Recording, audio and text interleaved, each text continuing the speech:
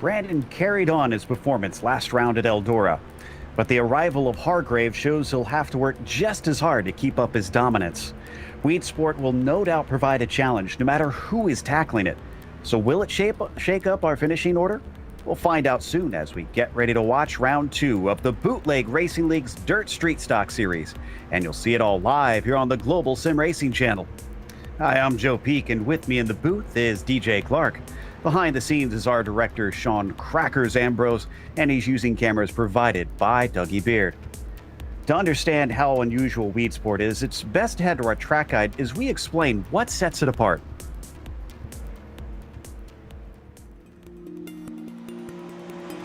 Welcome to the world's greatest dirt track, Eldora Speedway. Located in Rossburg, Ohio, northwest of Dayton, Eldora opened in 1954 and has been one of the premier dirt tracks in the country ever since.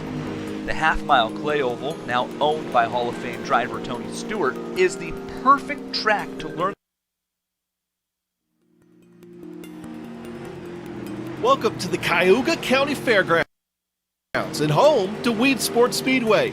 Located only about 60 miles from another famous New York track, Watkins Glen, and a stone's throw away from Lake Ontario, this place puts on a lot of action in the dirt variety. This 3/8 of a mile clay surface oval is unique because of its shape. The front straightaway is straight, but outside of that, this place is totally asymmetrical. Heading into one, many guys will make a sharp apex, swing out, and then apex again for turn 2. It's not the sweeping corner that it looks like from a track map. The exit of 2 leads onto the curved backstretch that gives the speedway a D shape. But the backstretch blends into turn 3 and it's not nearly as sharp as an entry as 1. But you head off into 4 and yet another apex that'll set you up for the front stretch. A lot of driving happens at 3/8 of a mile. In 1975, Weedsport's then owner founded what has become the Dirt Car Series, and Weedsport was its home. So it is more known for stock car and modified racing, but those sprints appear here as well. In fact, both USAC and World of Outlaws sprint cars make regular trips, but those big block modifieds are king here. But it is a weekly track, so you have your usual complement of local modified, stocks, and other classes.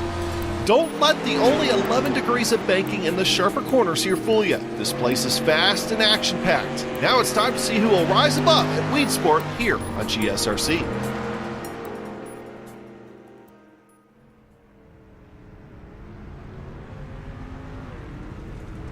Well, DJ, we were talking about it before the broadcast. It's kind of anticipated the difficulty level is going to be upped immensely from last round when we were out in Ohio. Most certainly, Joe. You know, when we were at Eldora, it was big, wide open track with lots of different lines to take. And here around Weedsport, especially in these heavy street stocks, there's really only one line you can run, and that is the low, jumping out to about the midline, mid-corner through turns 1 and 2 and 3 and 4. It's a very technical track. You've got to really hit your marks exactly well, and you're not really going to be able to get a pass done in the traditional sense. It's more going to be about forcing the driver in front of you into an error that I think is going to allow you to get by. Now, that doesn't mean we're not going to see any bit of passing. I do think somebody can get a little ambitious and maybe try something setting up a good run out of 3 and 4. But what it is going to mean is that qualifying and these heat races are going to be absolutely critical for a good finish in the feature tonight. So drivers will certainly have to be on their toes from the word go if they want to set themselves up for success later on in the evening. As for success from the last round 2 weeks ago, the championship currently, of course, with the win for our championship leader, Brandon Proudfoot, is up at the top by 4 points over Hargraves. Rafferty, another 4 points back. His teammate back there in third. J.R. Shepard trying to chase them down. A little bit of a gap between himself and third place, and Justin Morton, another 4 points back from him, rounding out our top 5 today. You talked about the heat racing. Why don't you run down how our format works here this evening, DJ? Well, Joe, we are in the second of 11 rounds in this series, and as I mentioned, we are racing the base content dirt street stocks, one of the heaviest cars in the dirt suite on iRacing. Now, the heat race format, the way this is going to work is drivers are currently out on track for a 20-minute qualifying session. That will be followed by a 5-minute qualifying session where they are able to set down 4 fast laps. Now that will determine the starting order in a series of heat races that these drivers will have. In those heat races, the top 3 cars will automatically transfer into the A main. Everyone else who is not in that top 3, they will go to the B main, and then that will decide where the back of the field stacks up. We are not going to have any bumping, and then once we do get to that final A main, that is going to be a 40-lap race with a maximum of 24 cars, no yellows throughout the night up until that A main feature. As we watch J.R. Shepherd decide to pull it into pit lane. This warm-up really not doing much except giving them some valuable info on how the track is driving at this stage. So we can't put too much into the times that we've got. Hargraves actually is quickest currently. And looking to see where Proudfoot is. He's down in 11th, but I haven't seen him on track a whole lot, to be honest. He hasn't done too many laps at this stage. This is Bobby Hayes, who's currently sitting in 5th on the timing sheets. And down low, that was Chris Davis running very close to that inside wall coming out of turn 4. Last season, we saw a driver unfortunately do that on turn 4, but with a lot less better results than what Bobby Hayes just experienced. Exactly, and I saw Chris Davis actually do a very similar thing, catching the inside wall coming through 3 and 4 and flipping the car over. So that's going to be an area of danger that these drivers are going to have to keep an eye on. And Joe, you're completely right that these times aren't necessarily indicative, but I do want to draw attention to the fact that the top 6 are separated by less than a 1/10 of a second. So we may not be able to tell what the running order is, but I think we are going to be in for a real doozy of a qualifying session, as drivers are very tight here tonight. Just one position off could surely affect exactly where you have to fight in that heat race. As now we are watching Robinson also exit out of the track and onto the pit lane once more. This is one of those tracks where the pit lane actually outside of the circuit, as they are kind of mixed, some on the infield, some on the outfield here on iRacing. Michael Davis now in the number 99, who seems to be having a bit of a connection issue, unfortunately. And instead, we now turn our attention to the number 13 this time, with his sort of spoof livery that he's got on his car, being the teammate to our current champion, Proudfoot.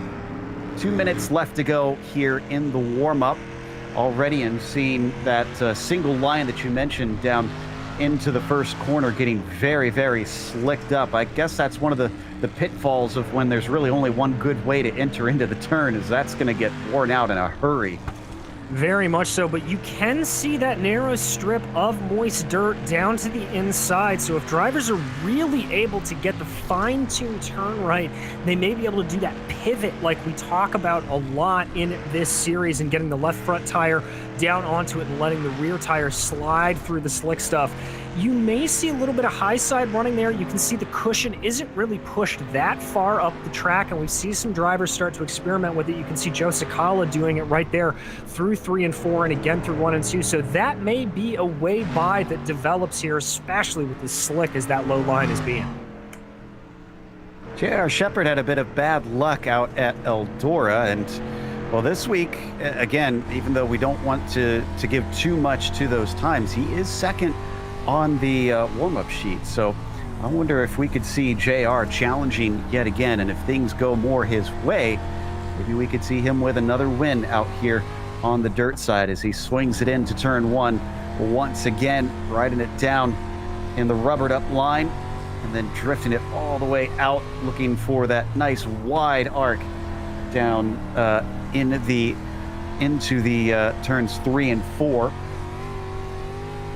Yeah, exactly, Joe. And you can really see JR just trying a multitude of different things. And there you can see great on board there of just what one of the problems is at Weedsport. That first corner is such a tight entry, and then it opens up through 2 that it almost, if you don't get it right, acts like 2 different corners. You have to reset the car mid-corner, and that costs you a lot of time. Last couple seconds tick down. Hopefully they've got enough practice out there to feel content with what they've been doing and can put a nice flyer in. As this track, unfortunately, will not be refreshed after this. It is what it is until the finale. And so anything that they've put down essentially is not going to get refreshed by the iRacing system. It ticks over now into qualifying. Let's see who's going to be among the first to jump out. They don't have to get out there immediately, but there's really no advantage to going early or late other than seeing what times your competitors can do. And I think Robbie Robinson going to be our first one to hit the track. Indeed, and there you can see Robbie on your screen just getting the car wound up, ready to go here. Kind of try to take it a little bit slow on this first lap, and then don't be surprised if he takes a bit of a wider line. Yep, there you go, through 3 and 4. That's just to maximize momentum and speed coming off of that final corner to start his flying lap. Here we go. Stopwatch has now started, and he takes it through 1 and 2 decently as he flies down the back stretch. Not fully on the outside, though. He tries to take it shallow on the way in. Is this going to help him as he's going to be the first one to set a time? Let's see what the marker is for everybody else. It is an 18.4. So as we wait for the others to start to put one down, he continues on his other 3 laps that he has available. And John Wilson, the first to pit that time with an 18.399. Looks like Michael Davis is going to slot in behind, but Justin Morton now goes fastest with an 18.321. Morton looking quick. Northcutt is out there, so is Hargraves. So some of our hot shoes starting to get ready to put one on the board, as Chris Davis on that second lap, unfortunately not going to go quicker than his 18.406. He'll stay in P4. Still, our top 6 all split by barely a 1/10 of a second. It remains incredibly tight. Well, there you see Joe Segala improving his time by mere thousandths of a second. Watching Robbie Robinson to see if he's able to improve. He is not. Our 2 big heavy hitters, though, Brandon Proudfoot and there, as speaking of the devil, William Hargraves goes to the top of the charts with an 18.280. Half a 1/10 faster than Justin Morton. Morton only has 1 more lap to try and respond, and it's not going to count. He must have tipped the wall. Billy Northcutt coming up next, who sits in 3rd. Not faster than his first time around. To get 1 last shot at it, he has to improve by 8/100ths of a second to top Hargraves. And it looks like they're not going to be able to do it, but J.R. Shepard putting in a good time there with an 18.291, only a couple of hundredths off. Hargraves barely not able to improve his time. And here comes Brandon Proudfoot, our reigning champion and current points leader. Watching from on board the 22 as we check on his onboard as well in real life. Ooh, did he tap the wall? It looked very close, and he's drifting way out high. You can see him shake his head, entirely unhappy with that.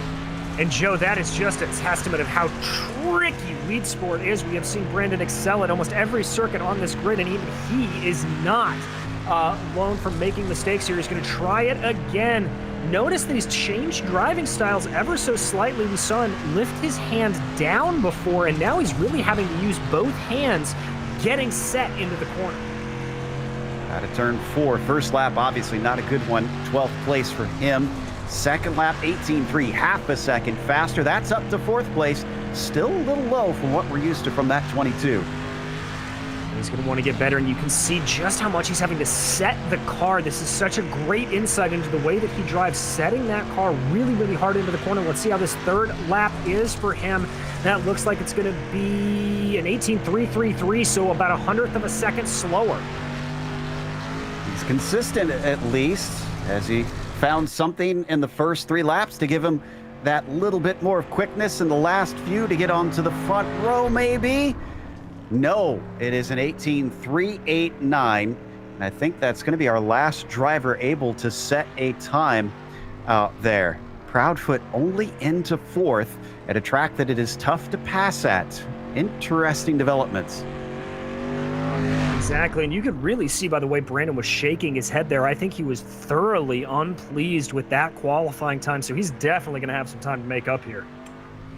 Hargraves, Shepard, and Morton are the ones that have qualified ahead of him, but he should actually, he has a little fun clipping that inside wall. It doesn't really affect anything with him done as qualifying. He should be gridding up with Hargraves, I believe, because I think we're only going to have 3 splits, 3 heats here today for our race as we let the rest of the clock tick down here in our qualifying session. Some of the drivers, though, are a little bit out of position. Bobby Hayes, I'm a little surprised to see him down in 10th today. Thought that maybe he would be doing a little bit better than that. Yeah, same here, and also a little surprised to see Joe Segala as far down to see. He's been having some good runs lately, so he'll be one to keep an eye on. But we're ready for this first heat race, Joe. We are indeed. They're lining up right now. So 5 cars on the grid, and Hargraves starts it on the pole. It is going to be Brandon Proudfoot who starts next to him, and Chris Davis starts in 3rd. Behind them will be Bobby Hayes and Joe Segala. All right. As we get ready to take off on our 2 pace laps, and around the outside, Proudfoot going to have to try and do some overtaking here, or else he'll start a little bit farther down in the feature than he may want to. But he only has to finish within the top 3 to advance automatically, as we take a glance at him preparing here, getting ready for the race itself. Does he have a friend in the background? I think he's got a little friend behind him there. I don't know that I would trust a cat when I'm in VR to be sitting with free reign behind me. Oh no, if my cat was in when I was racing, the door is locked. There is no way the cat's coming into the room. That's just one too many variables. I don't even have VR, and I have a dog, and I don't let them in when I'm racing. My dog loves to come and nudge my elbow just because she wants attention. So that's like, nope, you're getting locked out. I'm not gonna get steered into the car next to me accidentally. All right, Indeed, second pace lap. And Hargraves, who we have sort of earmarked as one to maybe challenge the 22, has out-qualified him, but now he's got to outrace him here in the first heat round. Only 6 laps, so the 22 is going to have to boogie if he wants to get up into the lead as the green flag waves. Hargraves gets a good start down to the first corner, sending it in deep. Chris almost finds himself into the side of our current champion. He checks up, thankfully doesn't hit him. Bobby Hayes behind took a little bit of a look, but he's going to slot into 4th. Yeah, and that gave Bobby a little bit of a window, starting to push a little bit on Chris Davis, but Bobby's got a bad exit out of 4. Meanwhile, up front, we keep an eye here. Proudfoot not really able to close down on Hargraves early on, still has a couple of laps to go, but Chris Davis, the real surprise here, giving a very hard hassle to the 22. Yeah, Proudfoot doesn't seem to be much on the attack. Instead, he is having to defend. Oh, he goes way deep off into the corner, opens the door for the 7, who does get beside him, but not fully past. He's still got some overlap down into turn 3. Doesn't pull the slide job, though. The 22, with a much better shot off of 4, gets back into 2nd. And trying to come in very, very low on the exit of 4 was Chris Davis. That really cost him some time. It almost looked like he had to check up, worried about hitting himself into that turn 4 wall that we talked about. So very uncharacteristic here for Brandon Proudfoot, as Hargraves has this thing under control. He's been unfazed up at the front.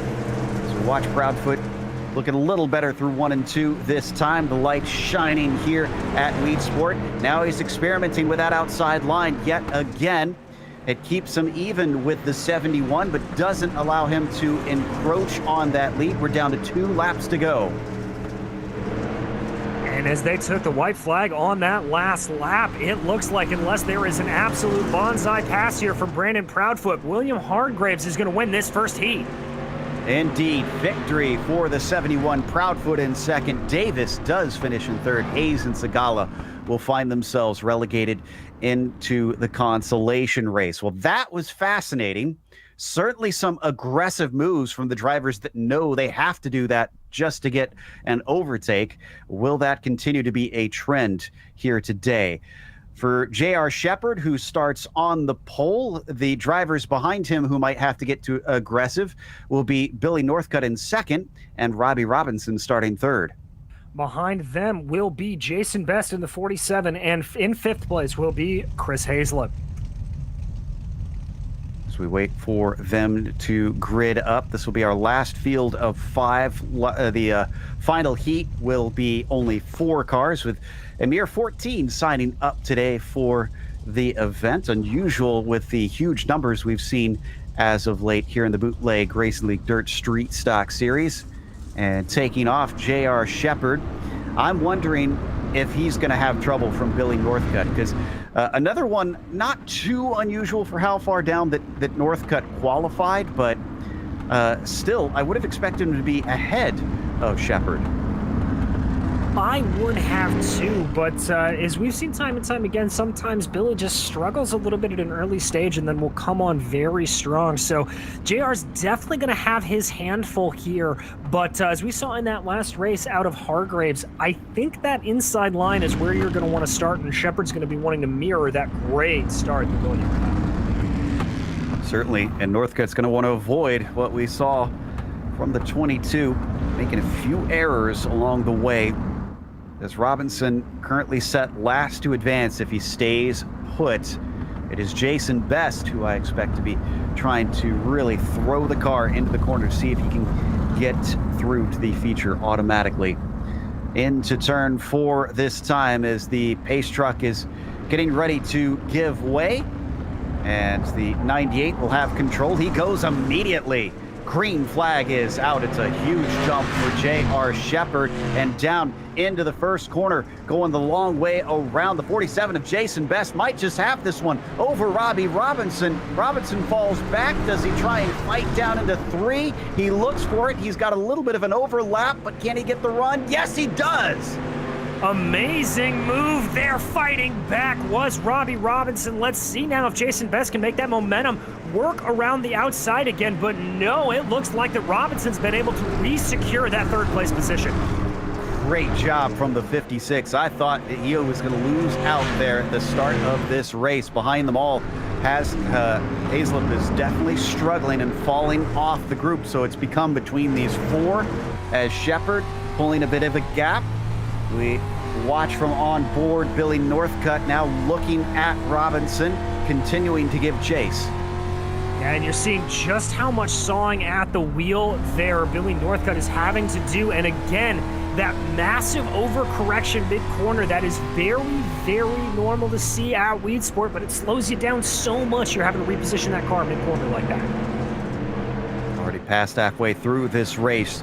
Shepard looking similar to what we saw from Hargraves, just nobody to challenge him. And once again, Northcutt struggling as he goes down into the first corner, opening the opportunity for Robbie Robinson. Oh, he's going to get tipped as Northcutt thought he was clear. We're going to go 3 wide and down to the bottom. Tries the 47 of Jason Best. It doesn't give him the spot. And in fact, they don't change positions at all. Northcutt 2nd, Robinson 3rd. Just trying to psych us out there on a little bit of excitement, but that is the white flag that has flown. So here comes J.R. Shepard to take the win. Victory for the 98 as Northcutt does take 2nd despite a heart attack for everybody involved. Robinson somehow still in 3rd, and Jason Best got to be kicking himself. He came so close twice to snatching that one away as Hazlett finished in 5th.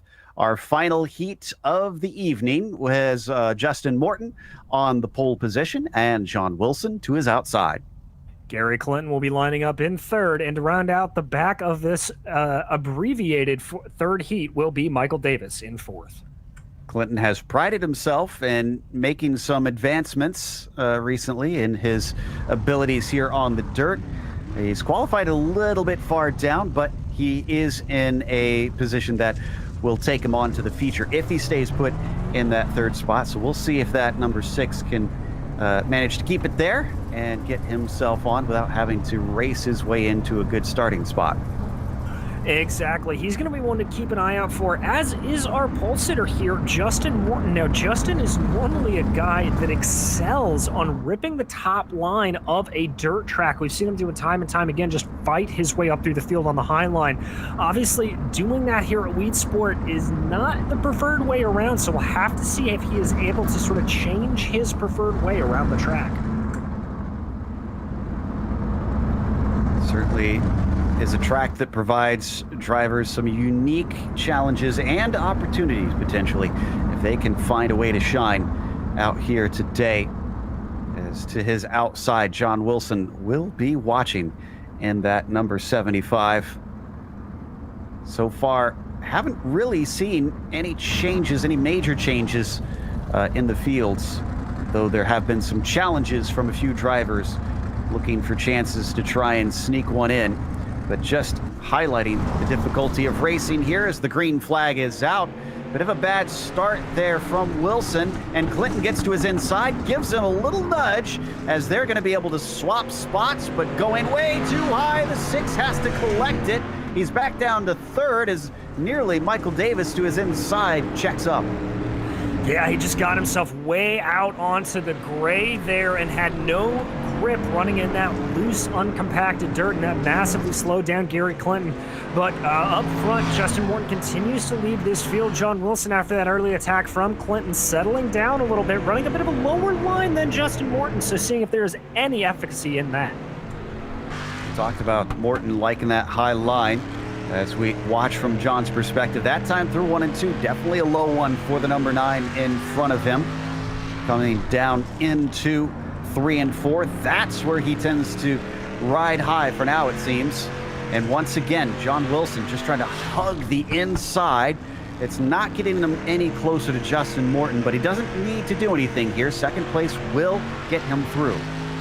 Exactly, and for that 75, it is just all about preservation at this point. He's got a nice, healthy gap of about 1.5 seconds back to Gary Clinton, so doesn't need to push too hard, but does want to be in position if that number 9 of Justin Morton makes some sort of a mistake. Some of the biggest gaps we've seen throughout the entire field in this heat. Everybody else is certainly fighting for positions almost all the way through, trying to pull a slider there. John Wilson sending it in low, drifting up high, and that actually almost looked like it kind of worked.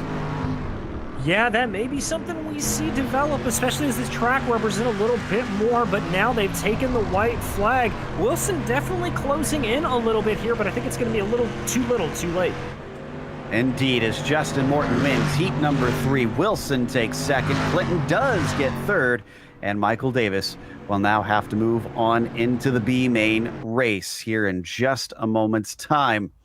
Only 5 drivers that are going to be taking part in this B main as well. But the reason this one is important is this will set their starting order when they get sent to the feature after this. Bobby Hayes starts on the top spot with Jason Best in second, and Michael Davis will start third. In fourth will be Joe Segala, followed by Chris Hazlip in fifth. And a slightly longer race as well. Whereas we did 6 laps before, it is now 10 laps that the drivers will have to undertake, which means the track will be changing even more over the course of this event. As we watch from onboard Michael and that number 99, looking for our leaders to bring it to the green flag and see if he can find himself some spots. I'm trying to think, did we have any changes of position at all in all 3 of those heats? Let me double check. You know, Joe, I don't think we had any that would actually hold up once they passed the start-finish line. We had a couple of bobbles that allowed for some passing to happen, but immediately those positions swapped right back. I can confirm. Everybody finished exactly where they started. Well, this is really a testament to what you pointed out earlier, DJ, that the qualifying position is just so important today. Exactly, and it's going to be very hard for these guys in the B main to try to move up the field. The biggest thing that they want to do is that the more cars they can be in front of, the less danger they're going to be in were a yellow to come out. Bobby Hayes waiting for it. The pace truck is in, and the 13 is off. It's a decent start. Oh, but he spins the wheels in the second phase. So the 47 starts to get beside him, but he can't quite get through. He leaves the door open for Joe Segala there in second place. They're going to run side by side down the backstretch. Segala looked like he had the preferred way to get out of turn 2 there, but a big wiggle from the 81 stopped him from really carrying on the momentum. Now momentum shifts back to Jason Best, and he's going to be ahead. Ooh, there comes Michael Davis in hot. Oh, Davis unfortunately checking up, and that costs him. He falls off the back of the 81, who still hounds Jason Best, sitting in P2. The closest battle that we've got on track, nearly getting underneath him out of 4.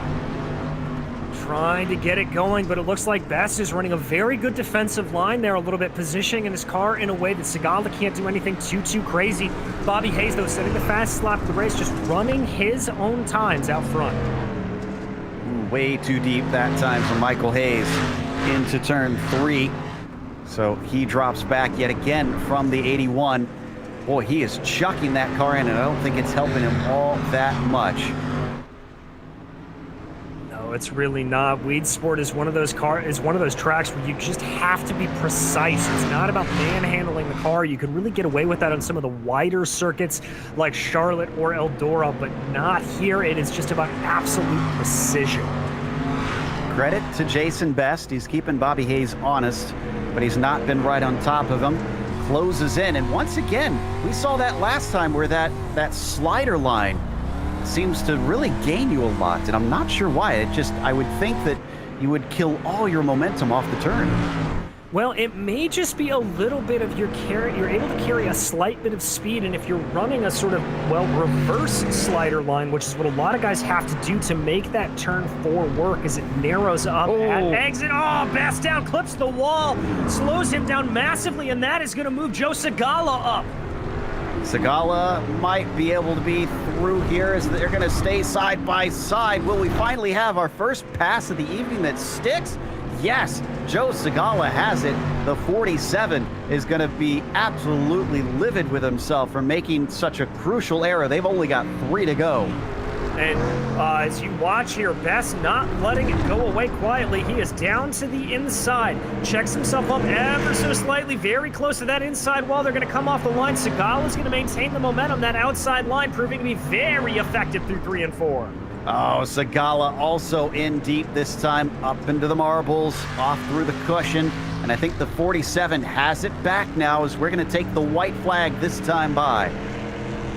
And there you see him going back to that slide job line there, but doing that in a little bit more of a defensive style. It looks like he does indeed have this. Man, Joe Segala is going to be absolutely kicking himself. But we watch Bobby Hayes coming through the final corner.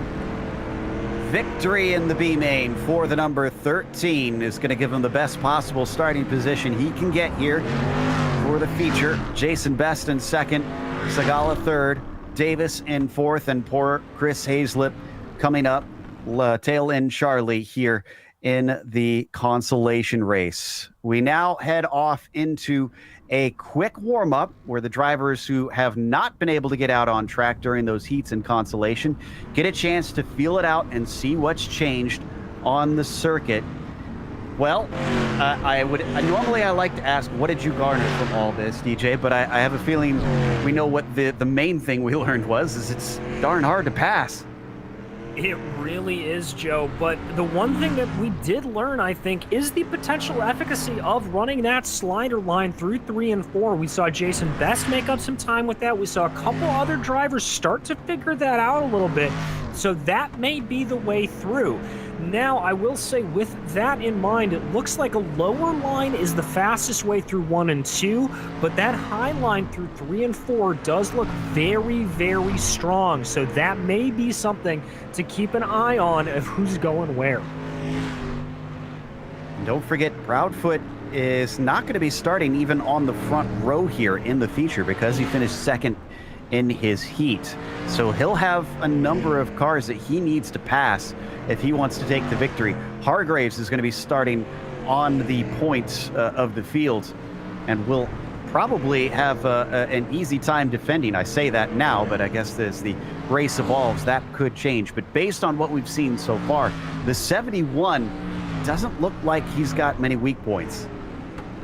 No, he really doesn't. We saw really from the good jump that he got off the line in the heat race all the way through, very consistent, very solid laps, and that's really what you've got to do to be able to make things work here. Now, what's going to be interesting is when we've raced at Weedsport in the past, we have seen a fair amount of yellows. So starts and restarts may be the most crucial time that any of these drivers can make up any sort of positions.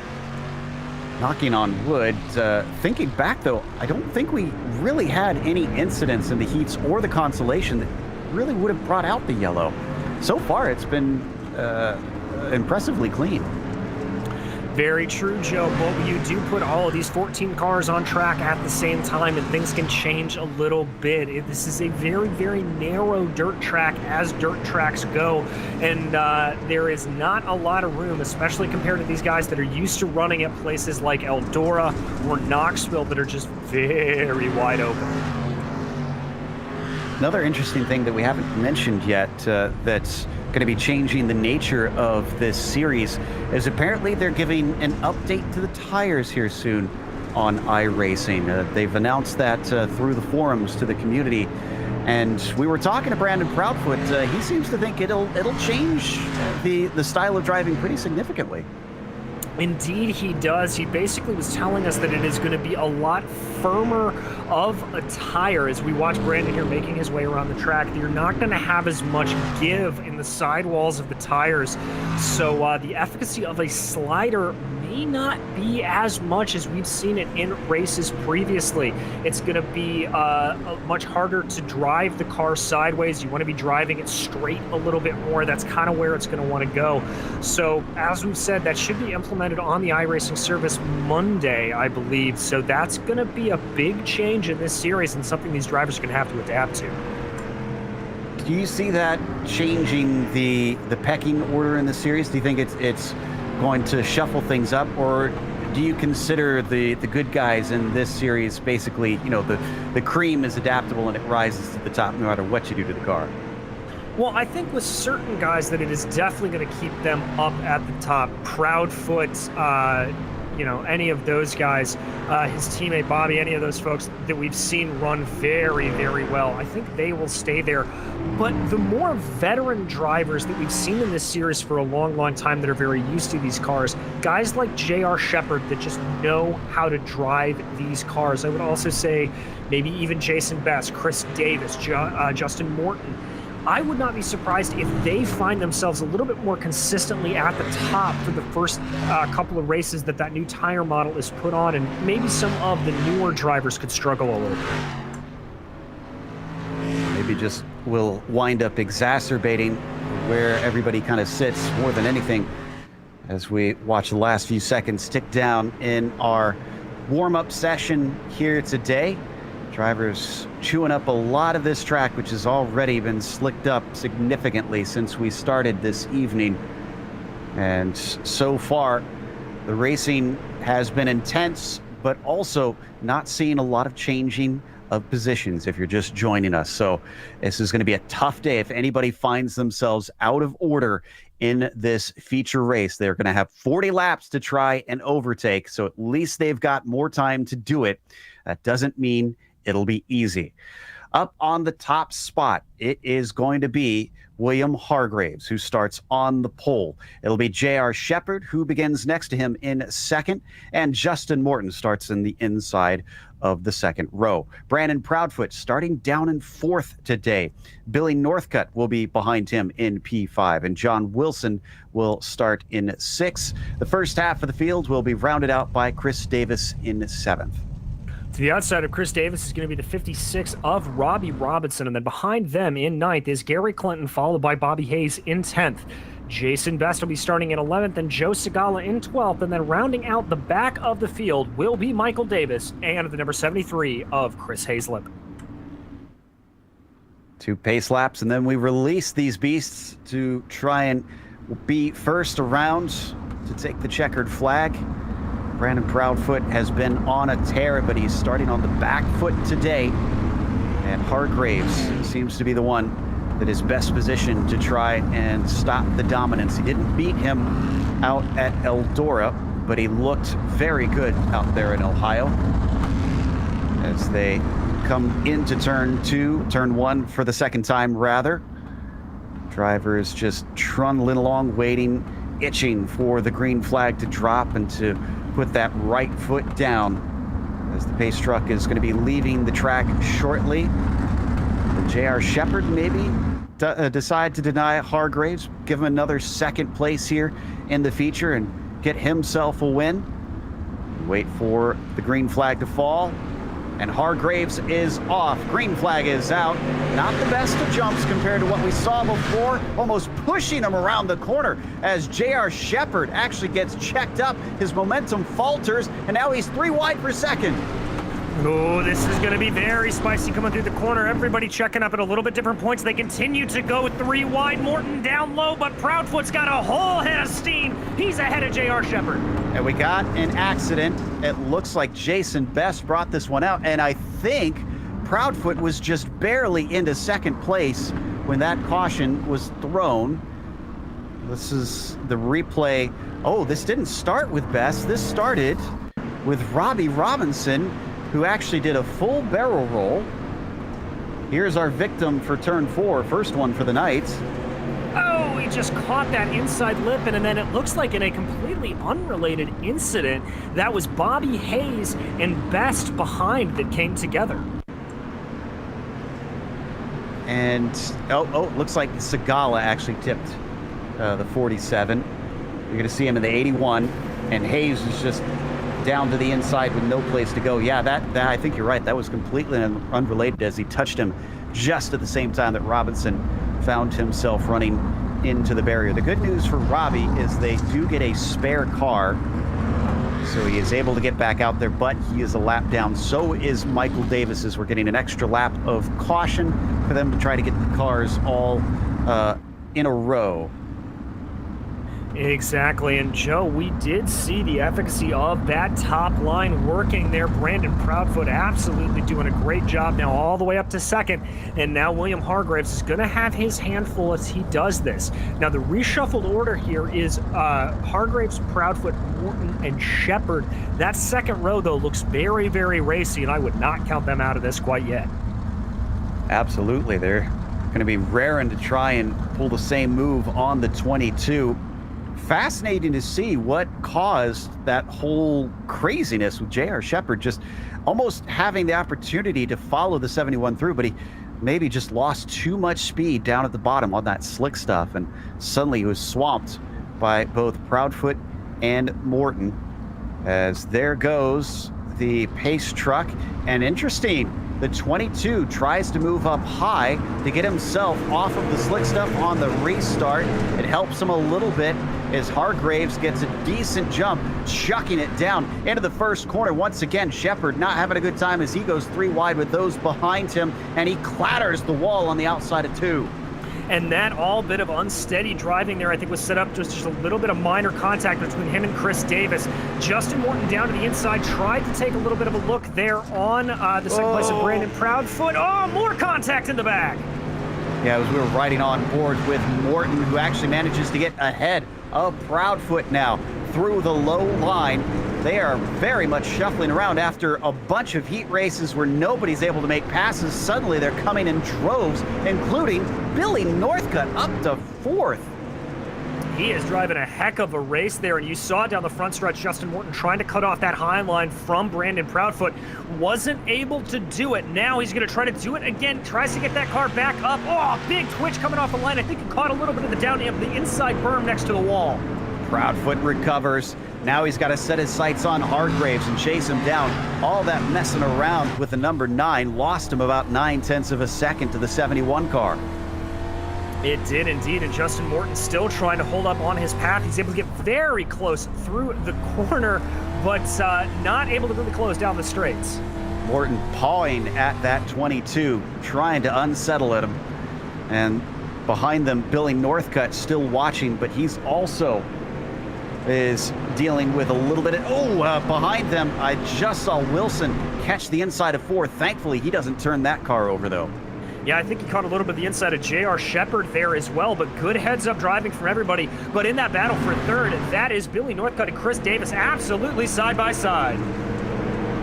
Davis challenging the double lot as they come down the front stretch, but the high line looks like it is much better coming off of that turn as Billy Northcutt continuing to do what he can, retain that 4th position.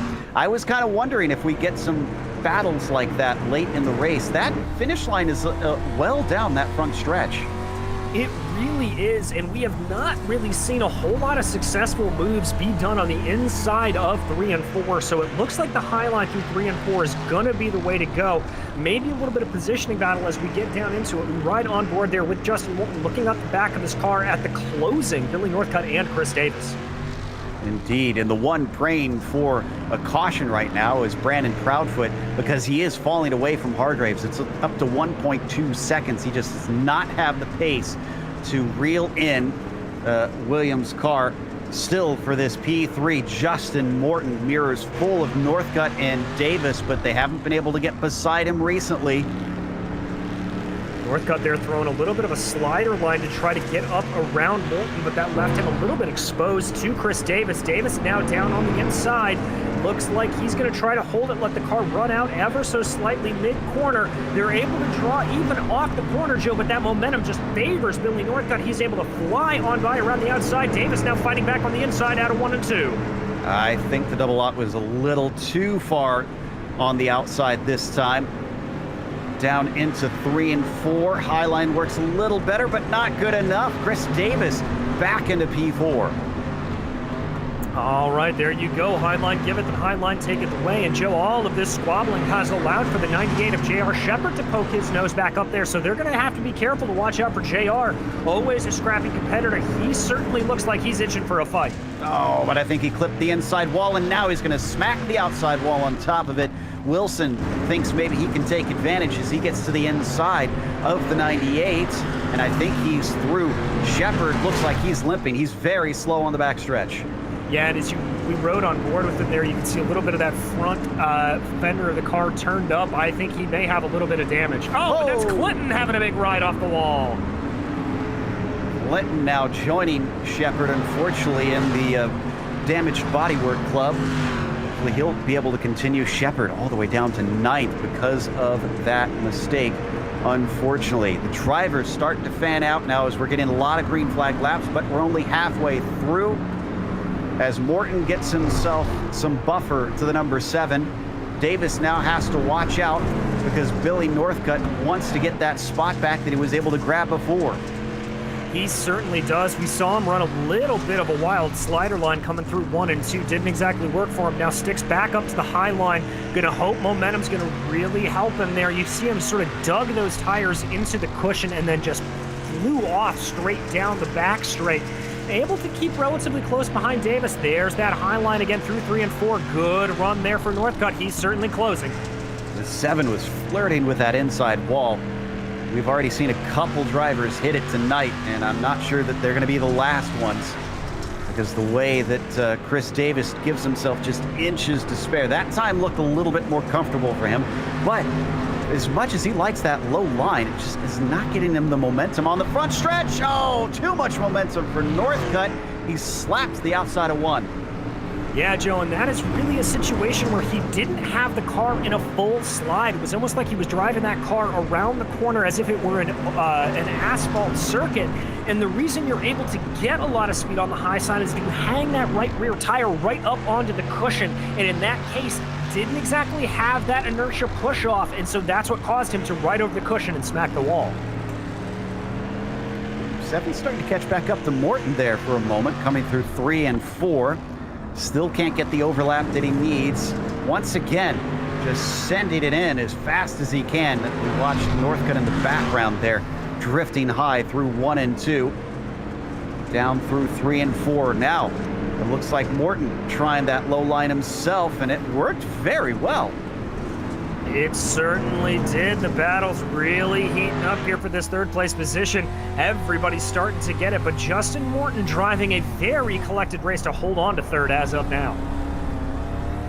Riding on board with Morton along the front stretch, as behind him the likes. Oh, and he's going to get a tip. He gets hit, and the 7 turns him around. Caution is brought out just as Northcutt gets by Davis, and poor Morton finds himself well down the order.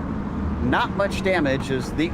I thought that was another car. That was just the pace truck going by, and they don't get hit by that, thankfully. Yeah, look at that. Just the tiniest of touches, unfortunately, puts them in the wrong direction.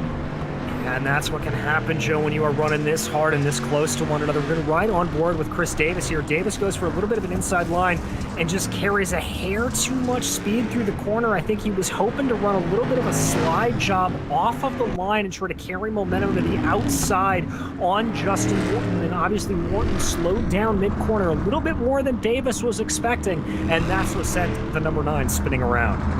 J.R. Shepard's going to take advantage of this opportunity to try and come into the pits and get his spare car.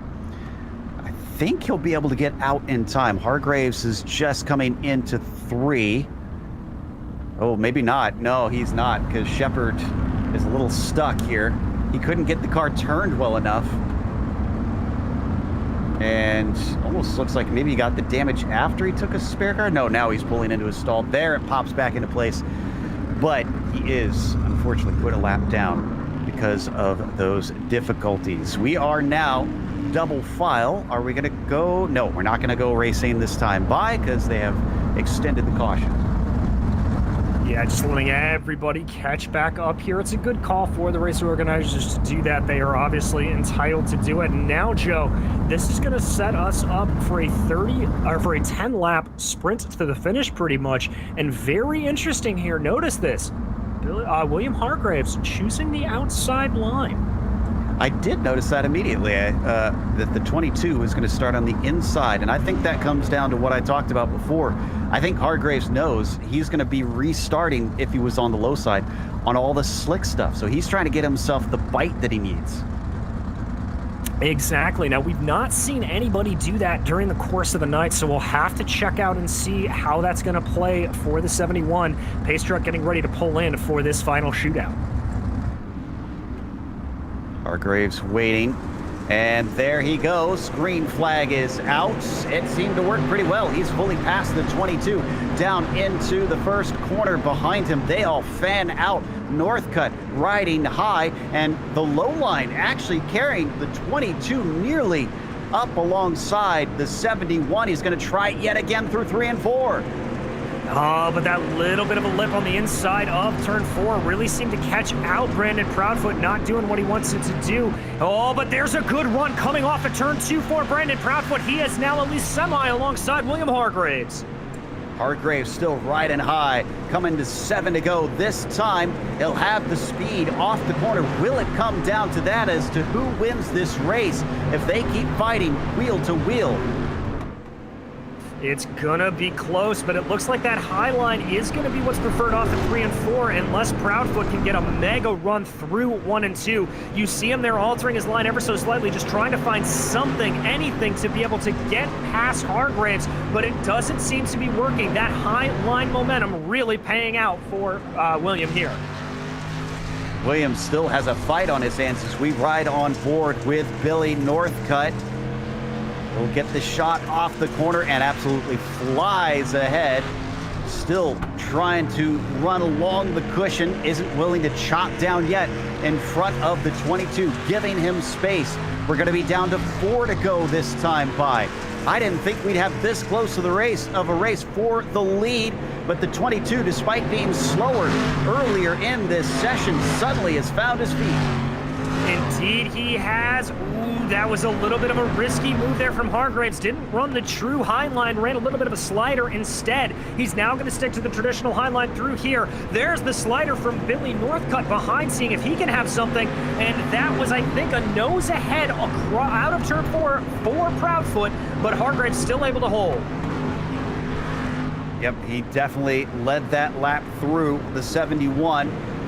If this starts to cause them to tangle, though, remember, Billy Northcutt is easily able to capitalize as long as he makes it through.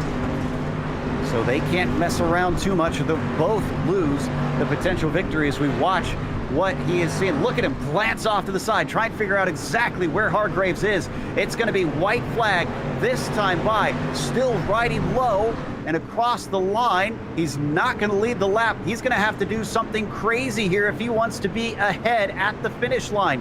Down through 1 and 2. The 71 still carrying the speed off of the corner as they chuck it down into 3 and 4.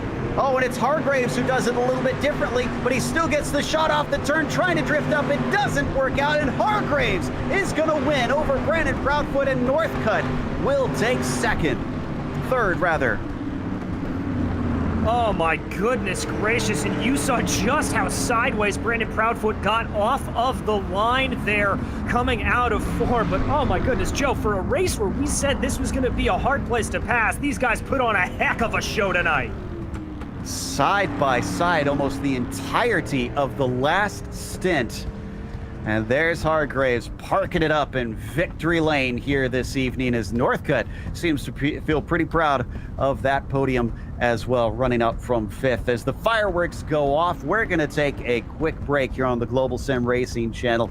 Stick around because we'll have the unofficial results as well as driver interviews soon.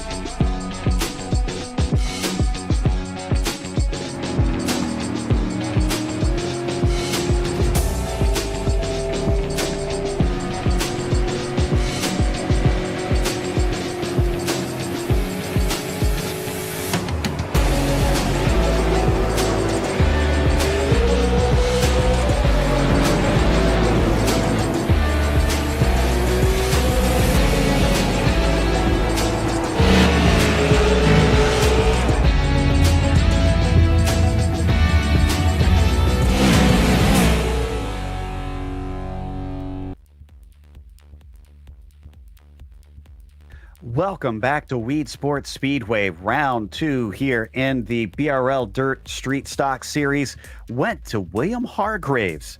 We thought that he looked really good out at Eldora, and he said, I'm so good, I'm going to go one up today and beat the man that was challenging me last time. Brandon Proudfoot, who certainly gave him a run for his money, stayed side by side for a good 8 or 9 laps there at the end. Billy Northcutt, who did get a little bit of controversy there at the end, managed to get himself from 5th to 3rd. We'll see what the stewards think. Actually, no, I think that was Chris Davis behind him who made the contact. Excuse me. Apologies to Billy. Chris Davis, the one who made the contact there in 4th, with Jason Best winding up in P5, climbing from 11th. Sad we didn't get to cover that more, but he certainly made good on that. John Wilson finished in P6 today, with the first half rounded out by Gary Clinton. Joe Scala was able to come home in 8th, and Justin Morton, an early podium runner suffering from some contact, ended up in 9th. Robbie Robinson able to come home in 10th, followed by Chris Hazlip and Michael Davis. Davis a lap down, as was J.R. Shepard, and Bobby Hayes suffering an incident early in the race that put him out. Up first, we've got our winner here today, William Hargraves. Will, this one looked pretty nail-biting, which surprised us because in the middle of the race, you were pulling away from Brandon. And then suddenly, after that caution flag, he was able to challenge you. What changed? Yeah, I definitely didn't want to see that caution come out there. Brandon, he's a hell of a wheelman for sure. I was kind of hoping I could maintain to get out back in front of him again and then kind of stay single file there like we was before, but he was challenging hard. He had me pretty dang nervous. Certainly looked like it. We found it amusing that in the heat races, there was not a single pass that stayed put. Everybody literally finished where they qualified. But we saw a whole bunch of passing in the feature race. What do you think made the difference between the two that allowed the drivers to really dice it up once we got to the big show? I just think it was the track conditions. It was so slick that people either they make a mistake and you can pass like that, or somebody might just be a little bit better in one corner than the other, and they can pass that way. Versus a heavy track where it's just it's hammered down for the most part, and it's tough to pass on a small track like this. We're heading back to a little bit of a bigger one at Knoxville next round. With that being not quite akin to what we saw at Eldora, but definitely wide like Eldora, do you think that Proudfoot is going to have a bit of an easier time trying to get by you, or do you still feel confident that you can keep besting him? Hey, I'm not going to say I can top him on a daily basis by any means. He's one strong guy, and everybody knows it. That's for sure. Going into Knoxville, it should be a track that opens up and hopefully gets pretty racy. I hope, being as that we carry over the whole night, that it doesn't slick off to the point where it's just pretty much bottom dominant. But I guess we'll find out what happens then. It was a question mark until we actually get there and the races unfold. Congratulations. Who helped make this victory possible? I'd like to thank you guys for doing the broadcast, the whole BRL Racing League. Also, I got to thank my Dirt Panda Racing teammates, Panda Nation Network. There's also got to thank Wild Bill's Race Designs, Malum Electric, and Viv's Retail Liquor. That was our winner, William Hargraves. But right now we have Brandon Proudfoot with DJ Clark. Brandon, not normally used to talking to you myself, but that was a heck of a show, my friend. Good fight up through the field. A battle like that's got to feel good. Yeah, definitely, especially at a track here at Weedsport, where that passing can be really tough depending on the track condition, and feels good to run confidently too wide, not have to worry about getting rear-ended or getting doored or anything like that. Some nice clean racing side by side here at Weedsport. Well, we saw you in qualifying kind of shaking your head a little bit. It seemed like you were on your back foot for a lot of the race. Obviously didn't get it coming out in the heat races as well. But what changed then going into the feature that you were able to get yourself up there? This isn't one of my best tracks, and personally, whenever the track's up top, I usually have a little bit more issues. There in qualifying, it was little hard to turn with the track being so wet still up top, because these cars, they don't really have a lot of power. So once they enter the corner, even if you're full throttle on even into the heat races, as soon as you get up to that cushion, the car just starts to bog. And it's not till the exit that you really start to get shot out of the corner. And whenever you don't got the power to rotate the car and you get a little tight, there's no help saving it. And that was the reason I was shaking my head there in qualifying. But yeah, through the heat races, it got a little better, and I was able to get a good start from there. Well, you pointed out as Hargraves is one of the guys that you had to worry about. Do you think this is going to be a season-long title fight? I think it's anybody's game this season. There's a lot of guys that have made improvement throughout the seasons. Chris Davis, Justin Morton, JR, a guy that usually was out back, still learning, Joe Segala. He's made great improvements on drivability. And I believe last time we were around, I believe we had 6 or 7 cautions here at Weedsport, and I think tonight we only had 1. So that just goes to show you how much this field's growing. Exactly, and it's a great sight for us up in the booth. Brandon, you know how it goes. Anybody you'd like to thank for this second place tonight? Yes, sir. Fistful of bourbon. Winners get whiskey. Congratulations, William. And Billy, good job getting third. You guys didn't make it easy.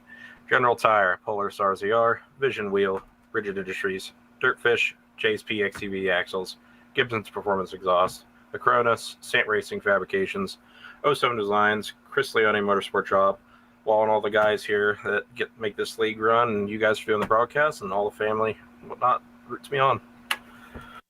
Thank you so much, and congratulations again. That was your second place finisher, Brandon Proudfoot. And now Joe Peak has caught up with our third place finisher, Billy Northcutt. Yes, Billy with a podium today, but wasn't really a perfect day for you, Billy. And you did have a little bit of luck there with two of your rivals clearing the way for you to get up into that third spot. So what are your feelings after that? Disappointed that you thinking you could have done better, or is this kind of a case of, well, I'll take it because it wound up good in the end? Well, man, it's a little bit of both. I mean, I worked all day today and hopped right on and ran this, and this track is a tough one to just jump on and race. In the heat race, I tried to run the high line for a lap like I was at Cedar Lake or something, and just about like I basically had to stop the car and park it and then restart it to get going. About caused a big old wreck in that. And then in the feature, I kind of did the same thing. I tried that high side the first time, and I mowed the wall, and the car just would not turn the rest of the race. It took me about 8 laps to figure out how to get it to turn again, and by then I had fallen back to 5th, and I was kind of okay with just hanging back there since it was my own fault. And then they got together, and then I got to restart on the high side, so it just worked out in my favor. So I mean, I think I don't know that I would have had anything for William and Brandon with a 100% car and focus, so I can't be disappointed about the third, and I do feel slightly lucky there to have survived with the way the car was handling to get up there into third. Well, rather be lucky than good, I suppose. But talk about restarting on that high side, because we saw William Hargraves decide to restart on the top line on that last caution. Is that grip on the restart up towards the outside that critical? Yeah, I think it is, especially if you're in first. If you can get the jump, he had a pretty decent lead at the flag stand, being able to start with grip rather than spinning the tires. I mean, I actually had a decent run up there behind him too, but not being in first place, I mean, I couldn't just run the slider line in turn one, so I kind of ended up shuffling back to third behind Brandon, and then just kind of hanging out there. But I think that was a pretty clutch move on Williams' part to move up to the top, because it did feel like we jumped really well on that start. Every other start, both of us had been on the bottom the whole race, and that felt like a lot better to me. Well, savvy move on his part. It, in the end, will give you a nice bit of third place points, but moving forward, heading off to Knoxville, we've already heard from the other drivers, but I want to talk to you about the car itself, because I don't know how much you've been paying attention to this. We did hear from Proudfoot saying that the devs have announced they're going to stiffen up the tire. It's going to be a different tire next week when we see you guys. Were you aware of that, and any concerns about how it's going to drive, and will that affect you? Oh, I mean, I hadn't heard a whole heck of a lot about that. I heard rumblings, but if they do that, I mean, it'll be interesting to see how it works, because I mean, at Knoxville, for majority of the time, you hang out right down there on the berm, and the tire stiffness may not be too big of a factor, but it could really affect the way that you run the top by the wall. And that's usually my bread and butter. I like when the track gets like that, and I can get up there, and I really enjoy running that top and just playing with danger. Last season, I hit the wall and rolled, going for the win up there, but I don't care. I like to send it up there and risk it, So it'll be interesting to see if the new tire will make it easier or harder to run up top. We're fascinated and eager to see it as well. Congratulations on a podium today, Billy. Hey, thanks, man. I appreciate it. Thank you guys for broadcasting, and I'd like to thank my Dirt Panda teammates as well, with William. And we've got a group of 7 guys, and everybody's really damn fast, and it makes us all better, racing each other all the time and learning from each other. And the sky's the limit for this group, and everybody's a good person that races clean, and we love all of them. So appreciate every one of you guys. That was Billy Northcutt, P3, this evening at Weedsport. But we're going to close out and give a big thank you to the Bootleg Racing League for bringing us back for another season of coverage of the Dirt Street Stock Series. And also, we want to thank the companies that provide the software and the hardware for our broadcasts that you see listed here on your screen. Additional thanks go to June Lalonde, who provides our wonderful music. See the screen for how to get a hold of more of her great work. And thanks to the team today, DJ, Sean, and Dougie. If you'd like to find out more about GSRC, including upcoming races, you can find it at globalsimracingchannel.com, or you can check out our social media through the outlets listed at the bottom of the screen. And if you'd like to support us, check out our merchandise store at gsrc.storeenvy.com. We got a link in the description below. Don't forget to subscribe to our YouTube channel as well, so you don't miss a moment here on GSRC, because next week we're going out to Knoxville in Iowa. That'll be Friday, April 16th at 8 p.m. Eastern. We also have upcoming races for other series listed on the screen, so check those out and mark them down on your calendar. However, until next time, race clean, race hard. We'll see you on the track.